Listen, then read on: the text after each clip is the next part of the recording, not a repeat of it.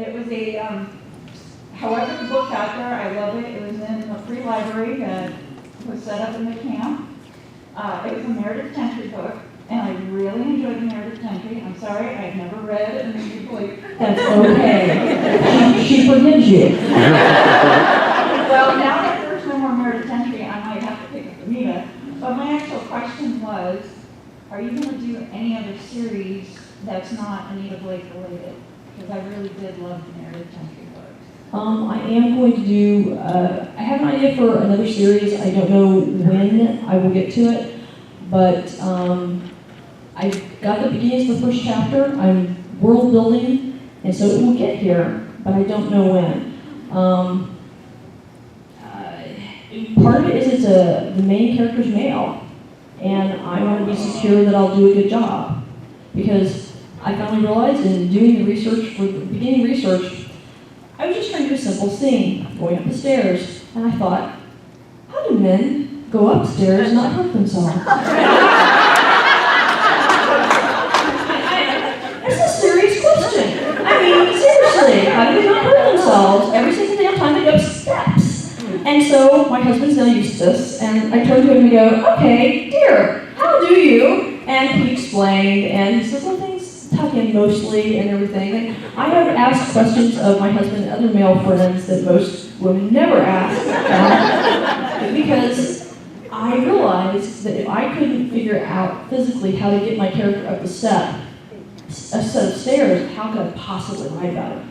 And he's also decided to be tall and athletic, and I'm going, great. That means every time I look at guns, every time I look at any action scene, I have to borrow a tall friend. So if I have my ducks in a row, that's the next one, and it will be very interesting to have a male protagonist in the series. I'm voting for monogamy for him because the number of cast members for Anita and Mary got really big. I would like a smaller cast, please. And you're, please. I'm really, it's not, monogamy is something good for on paper. You're very welcome. Next question?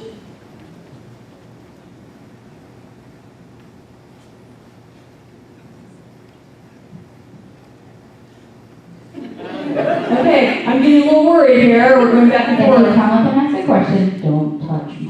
Okay. That actually kind of led into my question. When you said that she was originally going to be monogamous, there's such a large cast of characters. Would many of those not shown up, or would have they just passed through if she hadn't changed her lifestyle and started collecting people? I think so. I don't know. It would be too different. But I know that we wouldn't have them on stage as much, and we wouldn't know as much about them, because we wouldn't care as much about them. So, yes, the large cast is due to her not being monogamous.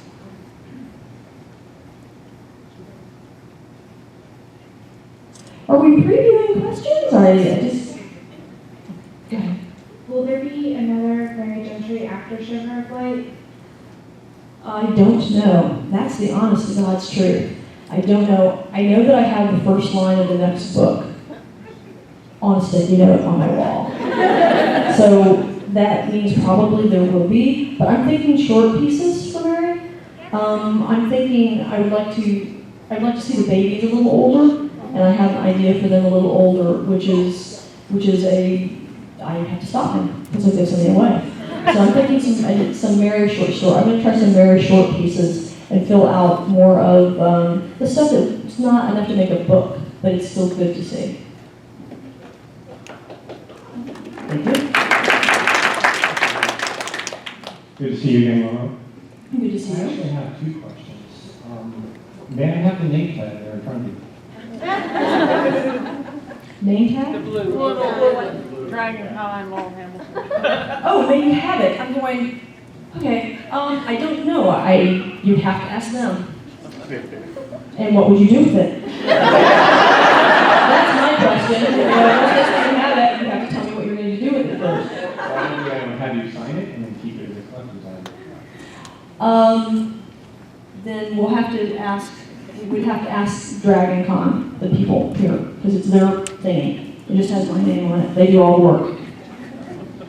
The second question I had is on the back of your books, there are professionals and photographs of you. I've been to your signings and I've had you sign your books. So my question is, have you given consideration of maybe having pictures available for us to purchase and then have you sign? People have asked about that.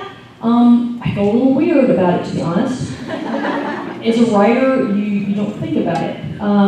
But enough people have asked that we have been. Would you guys actually want to buy a signed photograph? Okay, we will give us a serious thought. We have some great photos from the last photo shoot. It was very, very fun. So we will, maybe by next year we'll have them.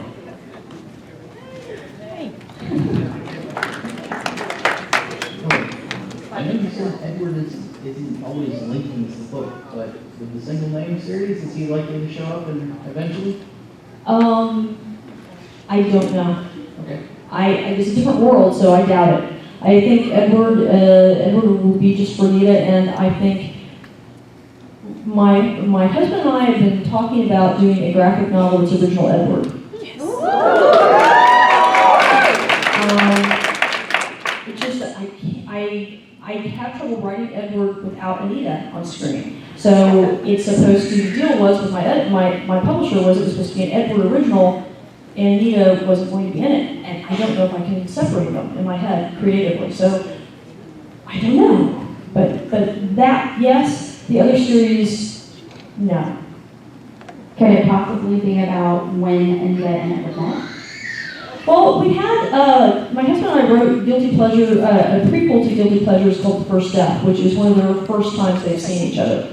But how they actually first met actually isn't that interesting. She didn't trust him, she didn't like him, he didn't think she was really worth considering. He had totally underestimated her because she was so green and new. And she pulls her bat out of the fire, and he begins to think she's a worthy opponent, maybe. And she thinks he's a sociopathic, murdering person. Who knew he would become one of her best friends? With your new character, for his personal weapons, is he considered a 12-gauge Saiga or something like that? I'm not a big fan of them. I'm just not. I would rather do precision marksmanship rather than going with something big enough to hit the side of an elephant. I would rather. Shotguns are great for what they're for, but I'm not comfortable with them. And unless I'm comfortable with them, then no. Thanks. You're welcome.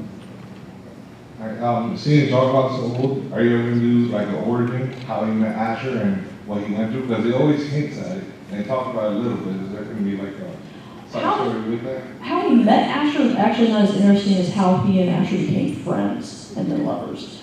I had a short piece with Anita and Asher traveling with Juliana when she was alive. And I thought we might do it as a graphic novel, but it's either going to be it's a short piece, it's not a novel length. So we are going to be doing that because I've been making more and more notes on it. And we are going to get some insight into Jean-Claude's background. For instance, I didn't notice that Jean-Claude's name is not originally Jean-Claude. Because in the old days in Europe, you're only allowed one vampire name per area, and they would actually fight duels over them. And you could end up losing your name. Even if you weren't killed, you would end up losing your name. And your master could gift you a name. That's how Asher got his. He's so not Jewish. I mean, you know. If he hadn't been that whole, never mind. But we are going to get some more on their background, and we may hear stories of it in this book, but I'm not sure. I have to finish all the way through it to know if we have time for that. You're welcome. Hi. I was wondering, in your world building, where do you start with that? You start your world building wherever the world starts. Your hinge. You have a nail that you put in the wall. It's a completely blank wall. You have a nail. and you hammer it in the middle of the wall. For my first book, Night Seer, my world building was the scene where the school is being destroyed around them, and the students are about to either die or be captured. That scene actually didn't end up in the book itself, but that was the beginning of the world for me. That was my nail on the wall to build around. For Anita, it was character first. I read a lot of the hard-boiled detective fiction with the men and the women at that time, 20 years ago.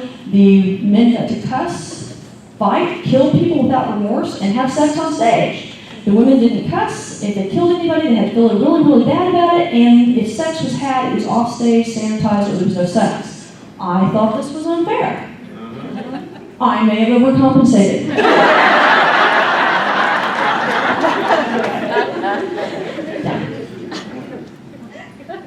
Alright, so I have a joke question and then a serious question. The joke question is, since there's one for everything else, when do we get the Monopoly Anita Blake edition? You know, people suggested that seriously. I'm just not sure. I'm not sure I really understand why that would be 50. I don't do games. And then my more serious question is, I know you said originally you planned on Anita and Richard being monogamous, half whatever. Have you ever considered maybe writing that book as alternate reality? I actually have seriously considered doing an alternate reality book where they get married and we see what a disaster it is. Because it's not monogamy or lack thereof that makes Richard and Anita not work. It's the fact that Richard wants her to be a different person than who she is, and Richard wants himself to be a different person than who he is. And that is a recipe for disaster, no matter who you are. So, yes. A quick question. Are you doing any photo opportunities later? Because my sister came in from Iowa just to see you. And I want to make sure she gets a photo with you later. We are going to be doing a signing after this at 4 o'clock in the Marriott. And you can have a picture if you wait till the end. Is that what we're doing for pictures? Yes. Yes. Okay, if you wait to the end, I will do pictures. But we want to make sure everybody who's in line gets something signed. But yeah. I'll wait for her. It's Awesome. her first con too, so, and she dressed up as Anita Blake. Aw, okay. So I want to make sure she gets a photo with you. That will be awesome. And yes, we want, people are wanting to, some of my people are wanting to collect pictures of people doing cosplay of my characters so we can put it up on the site. Oh, that's nice.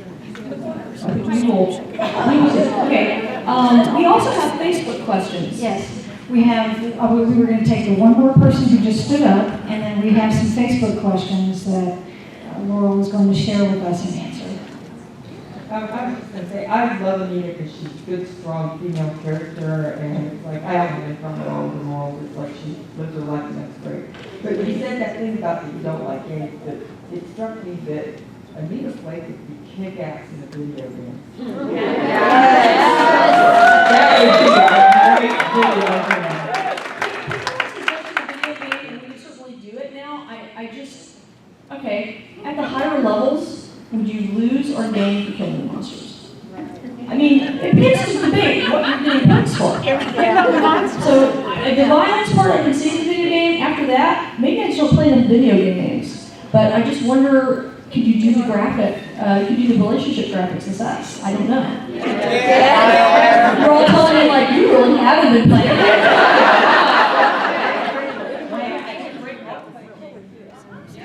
Role-playing game, yeah, I could see that. And video game, if I could understand how, if somebody could explain it to me, I may have it translated through my techie, my husband. Okay, and we ran a little thing where we asked people to have their questions, and the people who the questions that have the most likes on them are the ones I'm asking here today. And so.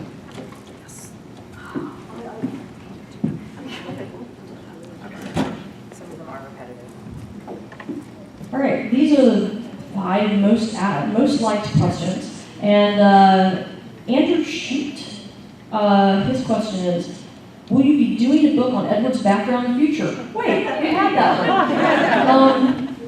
I don't know. Edward would have to tell me. Edward, more than almost any other character except Jean-Claude, and even more than Jean-Claude actually, he keeps his own secrets.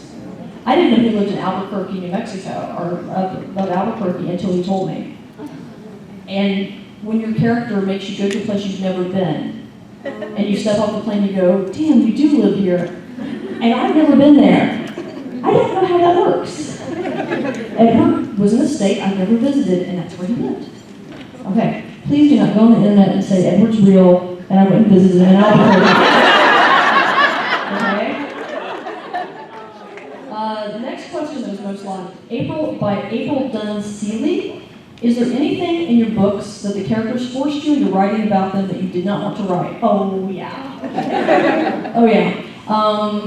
I wrote the first few books with the idea that we would never have sex on stage. So I would make every kiss and every touch so hot, so amazing, we wouldn't need to go there. And then, of course, we got to the point where it looked like Jean-Claude and she were going to finally, after 5 books, and the 6th book, do it on stage. And I was just going, how am I possibly going to live up to all this foreplay? I put myself into a corner, and I really understand why so many writers go to that